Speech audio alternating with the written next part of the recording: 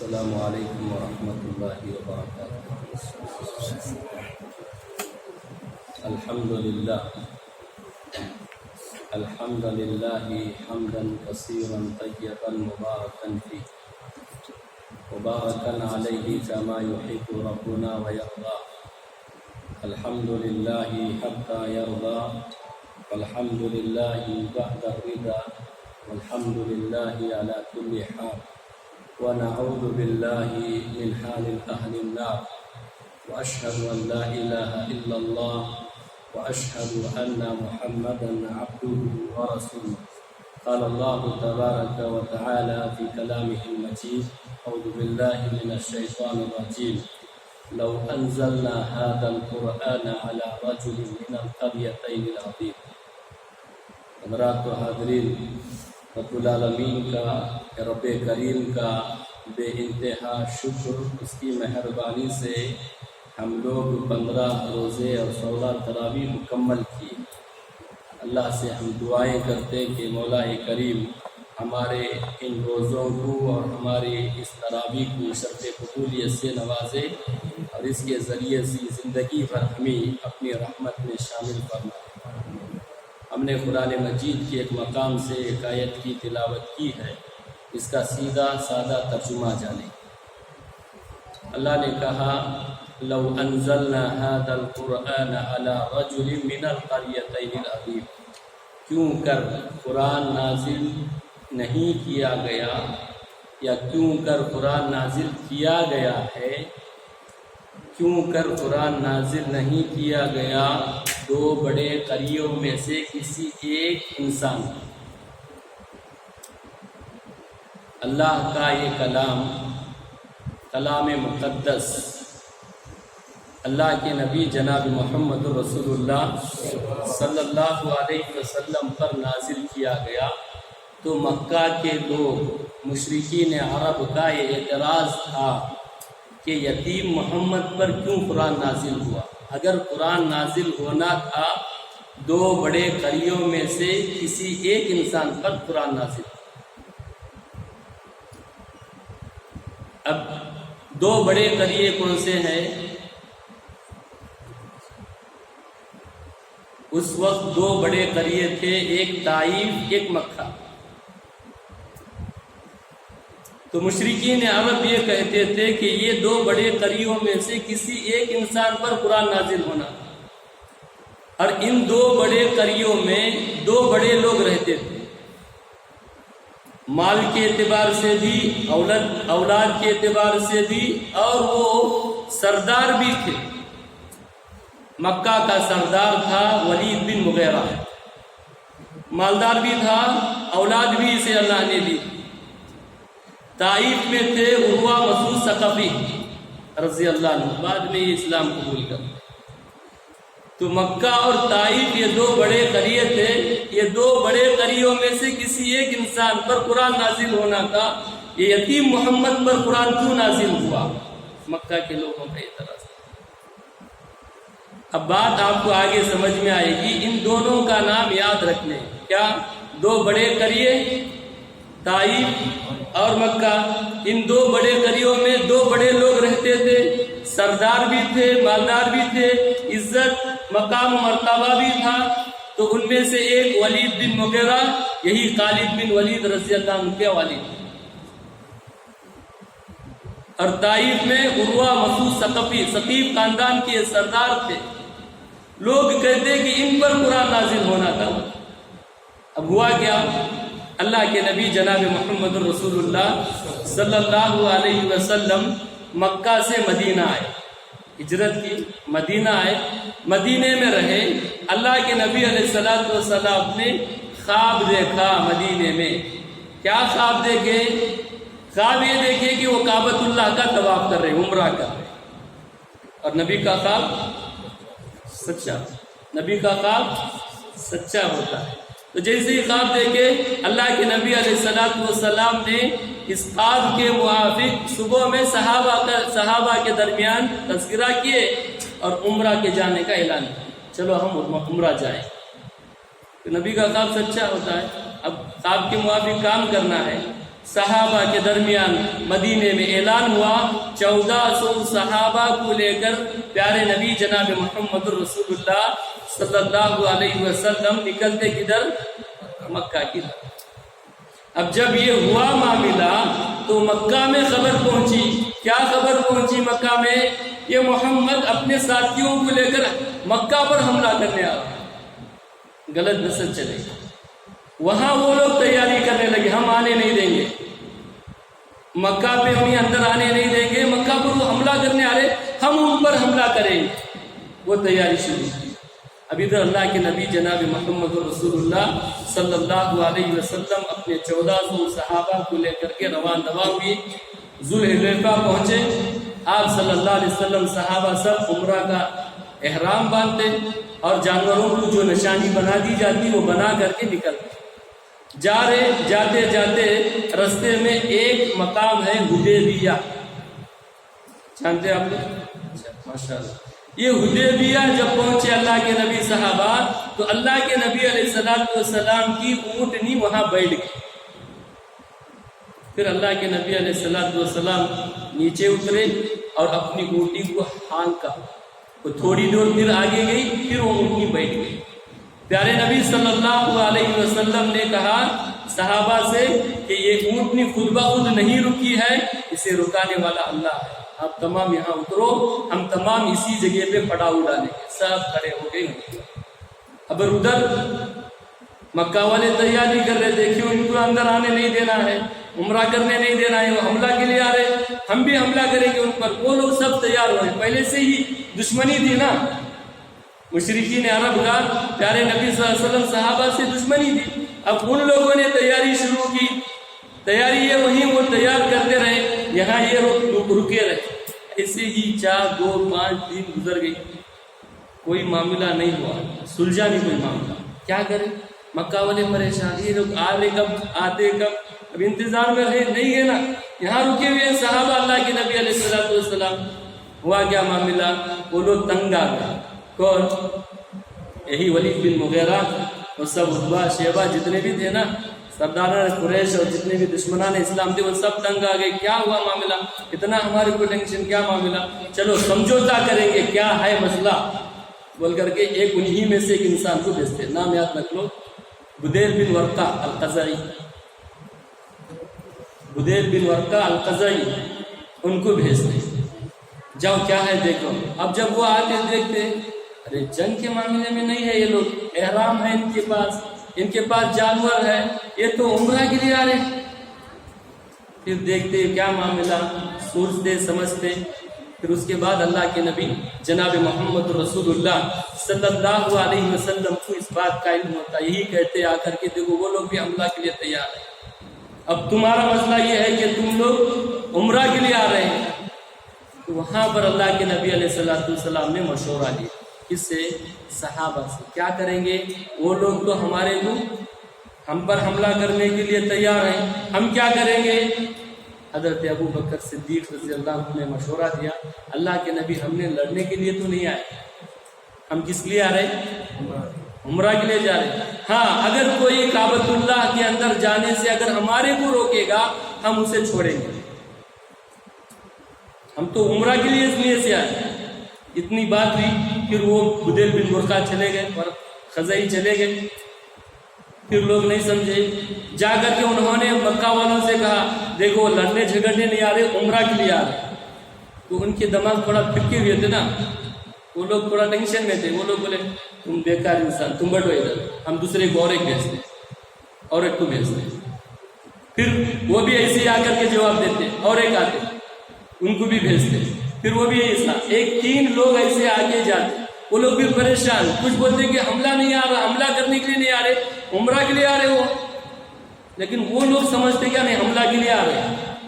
یہ تینوں لوگ آ کر کے وہاں پیغام دینے کے باوجود بھی ان کو سمجھوتا نہیں ہوا، مشرکین عرب کو سمجھوتا نہیں ہوا۔ ولید بن مغیرہ نے کھڑے ہو کر کے پورے مکہ کے لوگوں سے کہا دیکھو آپ تمام اچھی طرح جانتے میں سردار ہوں، میں سردار ہوں، اب ہمارا معاملہ یہ ہے کہ ہمارا معاملہ کیسا بھی حل ہونا، ہم کیا کریں گے؟ ہم میں کا ایک انسان ہے اسے ہم بھیجیں گے، وہ ہمارا فیصلہ کرے گا۔ وہ کون؟ عروہ مسعود ثقفی، وہ لوگ طے کرتے ہیں، ان کو بھیجیں گے، فیصلہ یہ کریں گے، یہ جو فیصلہ کریں گے ہم مانیں گے اسے۔ تو مکہ والے سارے کے سارے تیار ہو گئے، عروہ مسعود ثقفی کو ہم بھیجیں، یہ جو فیصلہ لیں گے وہ فیصلے کو ہم تیار ہیں۔ اب عروہ مسعود ثقفی بڑے تھے نا، کیسے تھے؟ بڑے تھے، سردار تھے، دولت تھی، عزت تھی، شہرت تھی نا۔ اب بڑے ہونے کے ناطے وہ بڑکپن میں آئے۔ کہاں آئے؟ اللہ کے نبی جناب محمد رسول اللہ صلی اللہ علیہ وسلم کے یہاں پہنچے، حدیبیہ پہنچے۔ اب صحابہ اللہ کے نبی علیہ السلام یہاں ہے تو یہ عروہ مسعود ثقفی بڑے جوش و خروش کے ساتھ آتے، آ کر کے سیدھا، پہلے وہ بھی دشمن تھے نا، ابھی کیا اللہ کے نبی صحابہ کا ان کے اخلاق، ان کے کیریکٹر ان کو معلوم نہیں، وہ بھی ایسے جوش میں، سب لوگوں نے ان کو بڑا بنایا ہوا ہے، جوش میں آئے، آ کر کے سیدھے اللہ کے نبی علیہ السلام کے پاس کھڑے ہو کر کے داڑھی پکڑے۔ پیارے نبی صلی اللہ علیہ وسلم کی داڑھی مبارک کو پکڑ کر کے عروہ مسعود ثقفی نے کہا، محمد تو عرب کی عزت نیلام کر دیا، ایسی گفتگو کر۔ عروہ مسعود ثقفی میرے اور آپ کے نبی کائنات کے امام جناب محمد رسول اللہ صلی اللہ علیہ وسلم پر قربان جاری ہو کہ ایسی بدتمیزی کے ساتھ سلوک کر رہے عروہ مسعود ثقفی صحابہ کے درمیان داڑھی پکڑ کر کے کہتے، اے محمد تو نے عرب کی عزت نیلام کر دیا۔ اب کون برداشت کرے گا؟ صحابہ ہے، حضرت ابو بکر ہے، حضرت عمر ہے، بڑے بڑے جلیل القدر صحابہ موجود ہیں، ان کی موجودگی میں پیارے نبی صلی اللہ علیہ وسلم کے ساتھ ایسی بدسلوکی کی جاتی، داڑھی پکڑ کے گفتگو کر رہے اور ایسا بولتے، پھر داڑھی پکڑ کر کے بولتے، پھر کہتے عروہ مسعود ثقفی، پھر داڑھی پکڑ کر کے کہتے، اے محمد یہ تمہارے بیچ میں جتنے یہ کھڑے ہوئے ہیں نا، یہ غریب ہیں، اوباش ہیں، اگر ہم حملہ کریں گے تو یہ تمہیں چھوڑ کے بھاگے چلے جائیں۔ ایسا بدتمیزی کے ساتھ اتنے اللہ کے نبی صلی اللہ علیہ وسلم کی ایسی تحقیر کرتے ہوئے داڑھی پکڑ کے ایسے جملے کہہ رہے ہیں، اور کیا کس کو غصہ آتا نہیں آتا؟ لیکن سب کنٹرول کر۔ ایک صحابی تھے، ان کو کنٹرول کرنا نہیں ہوا، مغیرہ بن شعبہ، انہوں نے کہا عروہ اب میرے نبی کی داڑھی کو پکڑ کر کے گفتگو کرے گا، یہ تیرا ہاتھ تیرے کندھے پہ نہیں رہے گا۔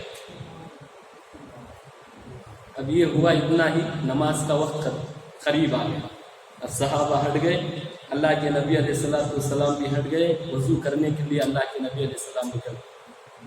اب وضو کر رہے، میرے اور آپ کے نبی یہاں یہ بات میں رک کر کے آپ تماموں کو یہ پیغام دینا چاہتا ہوں، میں میرے لیے، آپ اپنے لیے، جتنے نوجوان، بزرگ، ذمہ دار خواتین جتنے یہاں بیٹھے ہوئے ہیں، سب کے سب اپنی زندگی میں دیکھیں کہ اتنی بڑی گفتگو ہونے کے باوجود میرے اور آپ کے نبی جناب محمد رسول اللہ صلی اللہ علیہ وسلم کے اخلاق کتنے پیارے ہیں۔ کچھ جواب نہیں دیا اللہ کے نبی، نہ صحابہ نے کچھ کہا۔ نماز کا وقت ختم ہوا، نماز کا وقت ہوا، وضو کرنے کے لیے اللہ کے نبی نکلے، صحابہ وضو کرا رہے اور وضو کا پانی نیچے گرنے نہیں دے رہے، اللہ کے نبی کی وضو بنائی ہوئی پانی کو لے کر صحابہ مل لے رہے، عروہ کھڑے ہو کر کے دیکھ رہے۔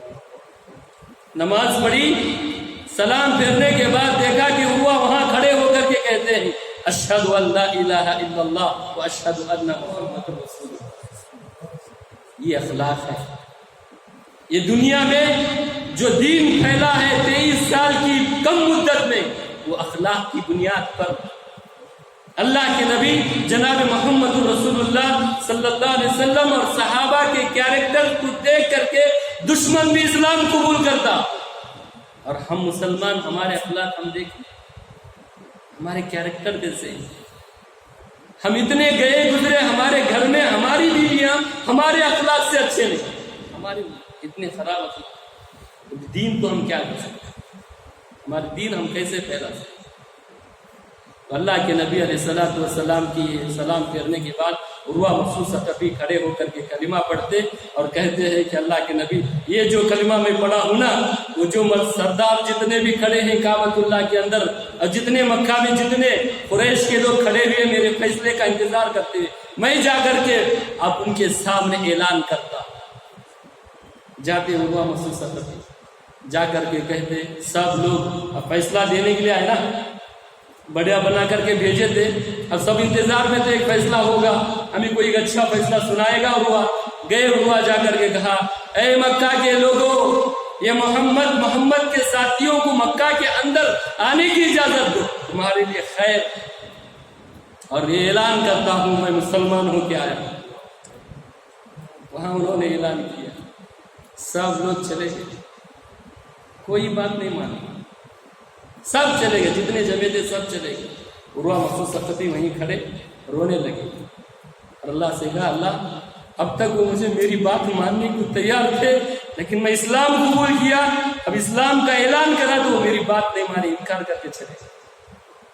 پھر وہ دل میں ارادہ کرتے میں تو ثقیف خاندان کا طائف کا ہوں، وہاں تو جا کر کے ثقیف خاندان والوں کو جا کر کے میں دین کی دعوت دوں۔ وہ نکلے، رات ہو گئی، طائف گئے، اب یہ لوگ دیکھے نا اسلام قبول کیا بول کر کے اعلان بھی کیے، سامنے اظہار بھی کیا، تو ولید بن مغیرہ نے کیا کیا، کمبخت دو لوگوں کو ان کے پیچھے لگایا، جاؤ اس کے پیچھے، عروہ مسعود ثقفی کے پیچھے جاؤ۔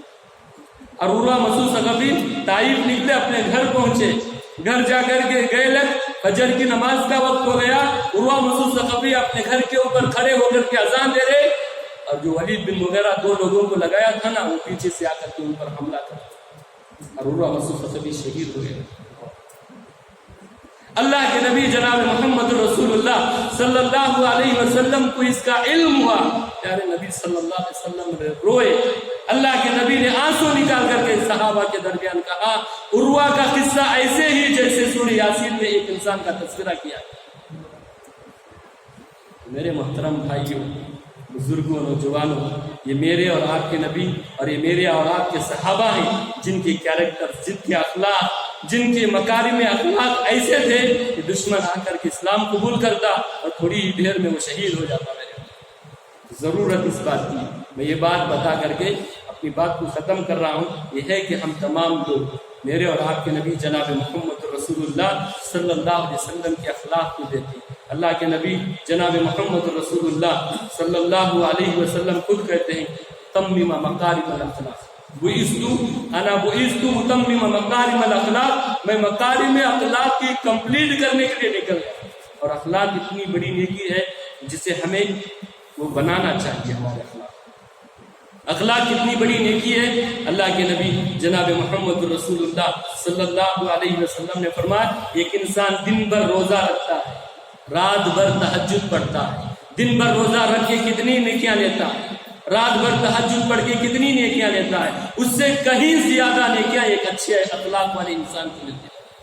ہمارے نوجوان ہم تمام اپنے کیریکٹر بنانے کی فکر کریں، ہماری اخلاق اچھے بنے۔ خود اللہ کے نبی جناب محمد رسول اللہ صلی اللہ علیہ وسلم نے فرمایا کل قیامت کے دن ترازو میں نام اعمال، ترازو کے نام اعمال میں سب سے وزنی اگر کوئی نیکی ہے تو اچھے اخلاق، تو اچھے اخلاق اپنانے کی کوشش کریں۔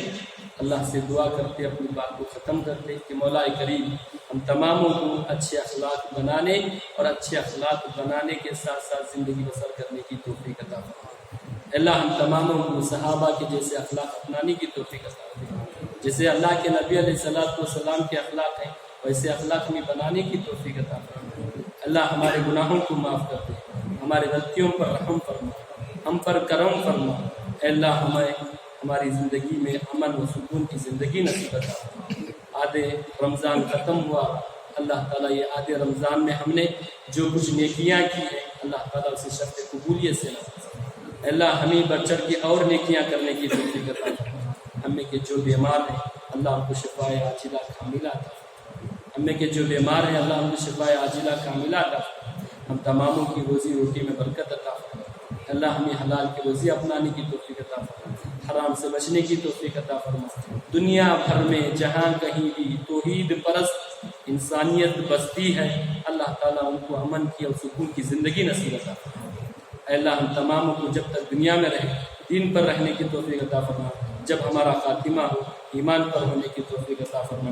سبحانک اللہم و بحمدک، اشہد ان لا الہ الا انت، استغفرک و اتوب